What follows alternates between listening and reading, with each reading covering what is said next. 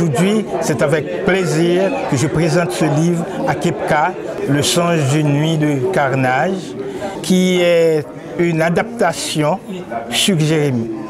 Et la page couverture, c'est une peinture de Goya, un peintre espagnol du 19e siècle, qui avait peint une scène horrible qui eut lieu en Espagne en 1808. C'est quand les Mamelouks avaient fait un massacre. Et je trouve que cette peinture, cette image peinte par Goya, pouvait illustrer le drame qui eut lieu à Jérémie en 1964.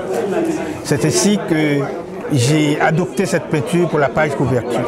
Il s'agit d'un devoir de mémoire envers Jérémie. J'ai vécu ce qui s'est passé en 1964, la razzia qui a été produite à Jérémie par le régime des Duvalier.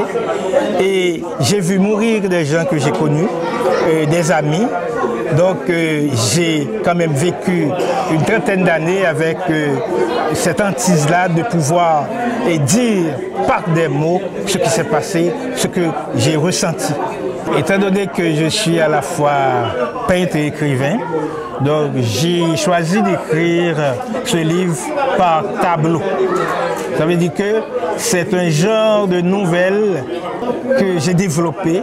C'est parce que le contexte historique à Jérémie, où ce bain de sang a eu lieu, il y a eu des faits rocambolesques qu'il ne fallait pas laisser de côté. Donc j'ai écrit par petits tableaux, j'ai même déformé des personnages et par souci de mettre un peu de fiction dans cette histoire vécue.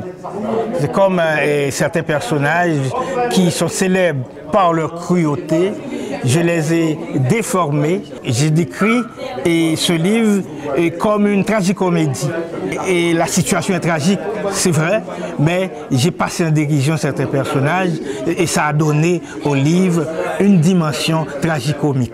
Naturellement, dans un mois environ, ça va être le livre folie en Haïti. Et j'espère pouvoir récidiver en Haïti avec une autre vente signature. Et j'espère que ce livre aura autant de succès qu'il a eu ici au Kepka.